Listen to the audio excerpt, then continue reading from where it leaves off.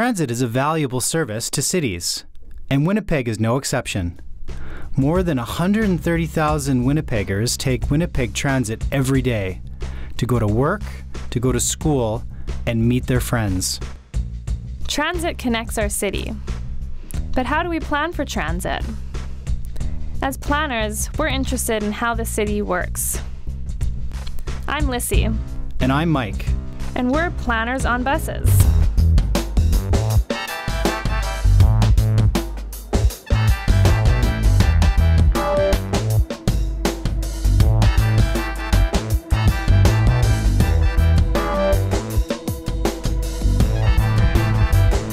City planning affects how our cities look, how they function, and how people move around.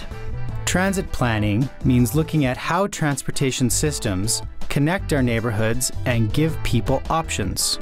We wanted to find out how transit is planned in Winnipeg. Hey Mike, you ready to go? Yeah, I'll meet you outside at the bus stop.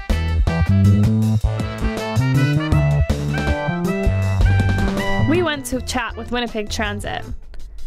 We wanted to know more about how Winnipeg Transit serves our city. We provide service to people, and part of that is like the freedom to be able to go wherever they need to go.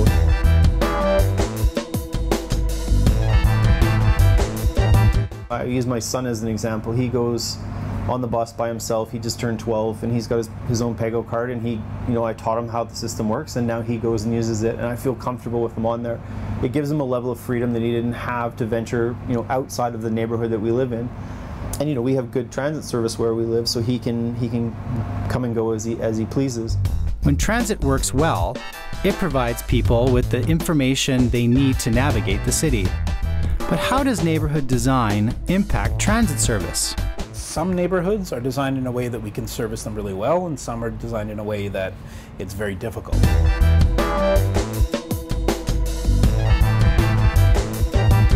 A good example is South St. Vital, south of St. Vital Centre. It's a new neighborhood with all sorts of bays and cul-de-sacs and whatnot, but we can provide good transit service there because there's an overarching grid of major streets. But then if you go a little bit east of that, across the same river, and you've got Royalwood and Island Lakes, which have no connection between them at all. You've got Island Lakes and Southdale, which have one offset connection, which is really bad that you're forcing buses to make a left turn to kind of go and get through there. And then you've got Island Lakes and Sage Creek, which have one connection across La Jamodier that only just got signalized. So they're not well connected at all. If there would have been major streets, at least 2, maybe even 3 major streets going through all of them and connecting them in this kind of overarching grid, go ahead and build all the bays and cul-de-sacs you want off of that, but then we can provide really good service. Because of the lack of connectivity, those are areas that almost no matter what we do, you're never going to have great transit service. You might get good transit service, but it's not that we don't want to do something better, it's that it's the geometric problem that you can't solve by just adding more buses and improving frequency. If we want neighborhoods to be well connected to transit, they need to be designed that way.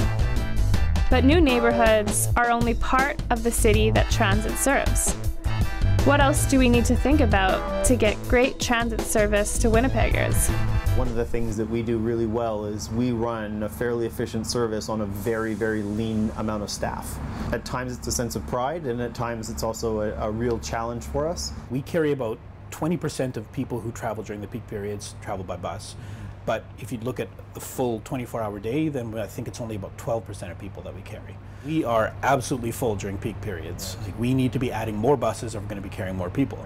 There's a cost to that because we need to buy more buses and we need to pay to operate them.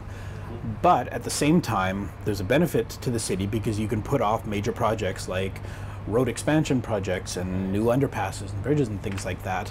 So you're not only saving on the cost of building those major road projects, you're also saving on the cost of maintaining them once they start wearing out in 10, 15, 20 years.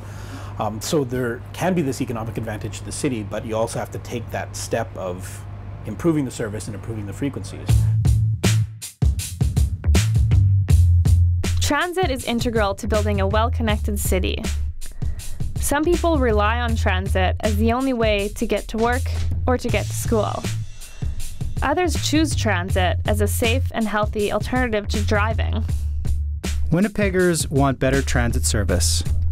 but Winnipeg invests less than other similar-sized cities in transit. Also, the province of Manitoba has decreased its share of paying for transit, yet 4 out of 5 Winnipeggers want this funding restored. Transit connects us to each other. If we're going to have great transit, it needs to be prioritized. It can't be an afterthought. As we build our city, we need to plan our transit system.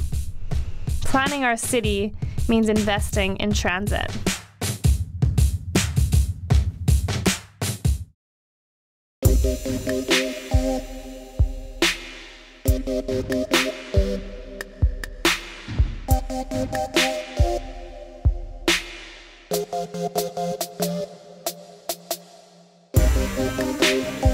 Next time on Planners on Buses, we find out what else to consider to move transit into the future.